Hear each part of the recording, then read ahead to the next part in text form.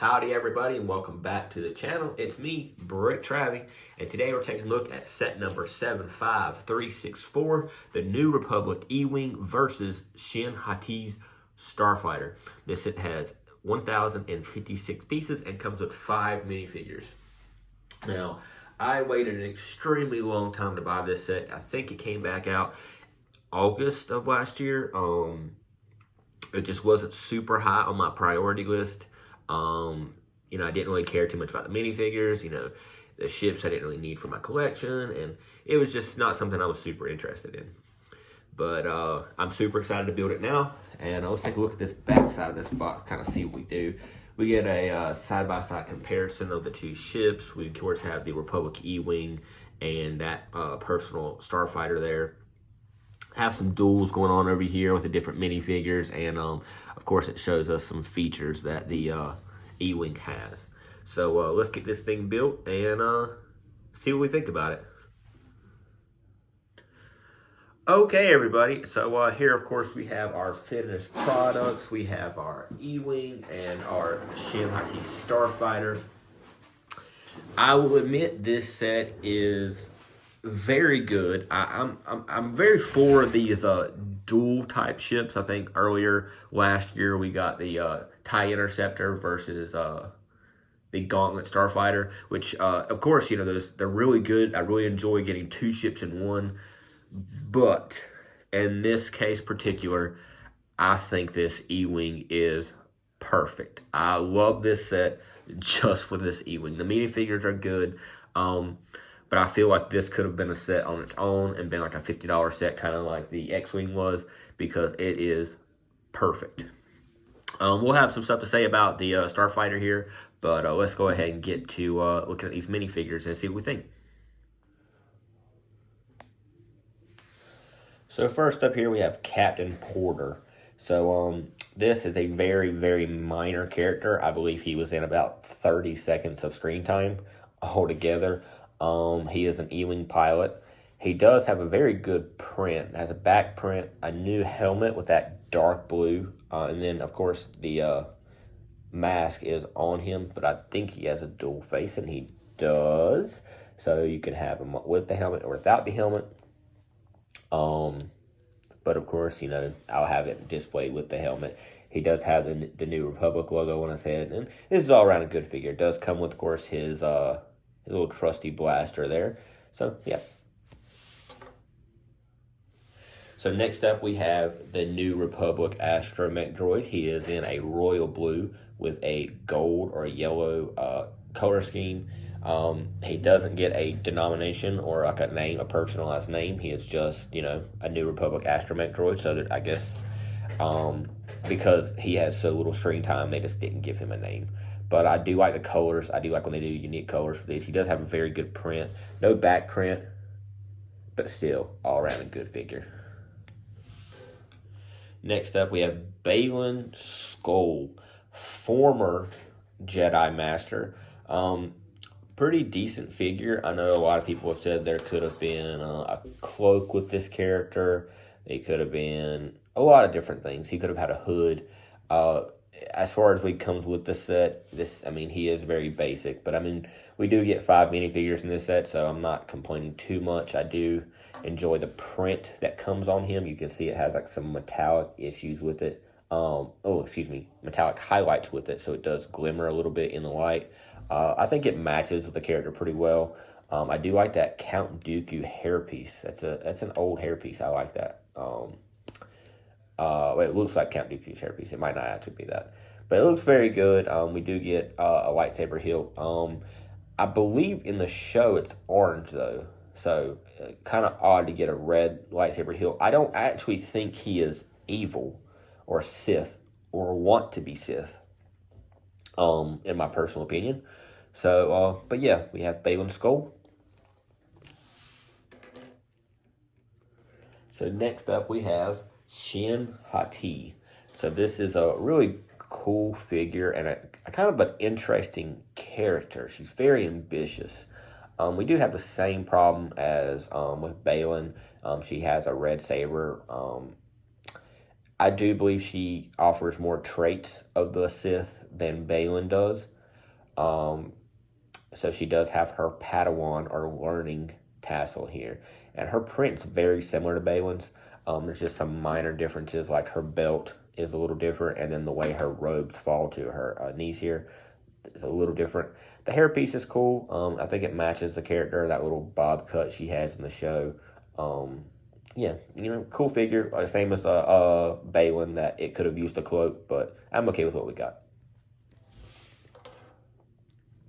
And one of the more boring ones that came in this set, we have Morgan Elsbeth. So she first popped up in The Mandalorian Season 2, and we see her return in this Ahsoka series. Very, very basic figure. She does have a cool face print with that tassel. You can see it very, very lightly there, that she has a little medallion on her head. I do like her hairpiece. That's a nice hairpiece. I think this is new to this figure. But we get the standard robe piece and her little robe, but there's no secondary face, anything like that. Maybe there is. Let me see. Yeah, we get an angry face, but I do have her in the more calm look here. Just wasn't a huge fan of this figure. They kind of hype her up a little bit, and then, what happens in the show. So I'm not too sure what I think about that. So we have Morgan Elsbeth here. So now that we got those minifigures out of the way, let's take a look at these ships. So I'm going to talk about my least favorite of the two first. So this is Shin Hati's personal starfighter. So she does fight this several times throughout the series. It's very, very basic. Very basic. So let's take a look at the underside. On the underside here, you see that it has just two brick-built pieces here for landing gear with some clear, translucent, rounded tiles here that just kind of keep it where it doesn't like wiggle or anything when it's on the ground. Now, if you look dead onto it, you can see how they actually made it look like an actual engine. It looks like an old P-51 or something like that. I think that's the look they were going for with this. That's been with the split fire cannons. Now, of course, you can remove that, and you get storage, so you can store her lightsabers or whatever. You can see her pistol is in there as well, or excuse me, blaster is in there. And then you close that up, and that counts as her storage space. You can open this, and you can lay her flat. Let's go ahead and grab her there. And you can sit her in there. And close the cockpit piece, and she sits in there very nicely. As you can see, there is that issue that I was just saying. When you're holding it, it does seem to want to pop off, which, again, not that big of a deal. But you do have added storage here. And I'm sorry there, that's where her lightsaber is supposed to go. Not in the front one, but that's where you put it. You do have some stud shooters here, which, I mean, it looks like it goes with the set. It blends in very well. You do get these studded pieces on the side. Like, they didn't put a tile piece here or anything. They just kind of left it open, which looks just really weird. So that just kind of begs the question with this. This could have been a really awesome set. Like, this looks like a P-51. Like, this looks like it's supposed to be a fighter jet, or excuse me, a fighter plane from like World War II. I like the design of it. I think it could have been a little better if it was by itself, and maybe like a $50 set. And they kind of put a little bit more effort into it, like these right here, like the designs. So, like, these are just random pieces they did to make it look like it's kind of thrown together. So, in the show, they spent all this money on a hyperdrive ring that's state-of-the-art and elegant and everything else, but its fighters look like they're run down. Maybe that's accurate to the show. And these are sticker pieces, so to kind of give that wear look. It's different, and I'm not sure I'm a fan. And then we'll get to the highlight of this set. One of the only reasons that it makes it worth it, this set's $110, which means that these sets are probably about $55 a piece, which is just ridiculous because so much more time, so much more effort, and so much more design was put into the E-Wing than the other ship. So on this one, you can take your New Republic astromech, like any ship, well, fighter ship normally, and push him inside of his little socket there so he can help steer the ship. You can open that cockpit piece and put our Captain Porter in there.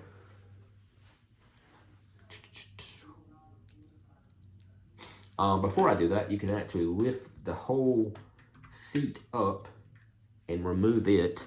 And then if you look in there, you can see that you get storage for your extra studs as well as his blaster. So we'll put his blaster in there. Then we'll put his seat back in. And then we'll put Captain Porter in.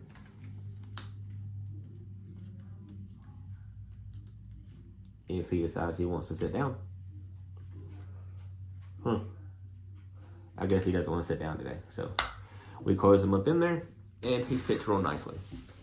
So moving on from that, we'll look at the underside here.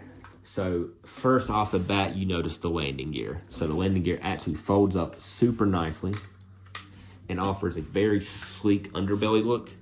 So it almost looks like it goes directly in with the ship. I mean, it just looks absolutely fantastic between the blasters and your engine pieces. And they got this to be very sturdy with Technic. They used Technic rods and pins and everything to get that wing shape at the angle it's supposed to be at. It looks fantastic. It was super fun to build. I wasn't quite sure the direction they were going with while I was building the set, but after building it, wow, it was like I understand what they were trying to do to give it that very rigid and firm connection. We'll put its landing gear down so it doesn't topple over. You can see the wings do fold up and down to give it that good, crisp, angled look that it does in the show. And just, wow.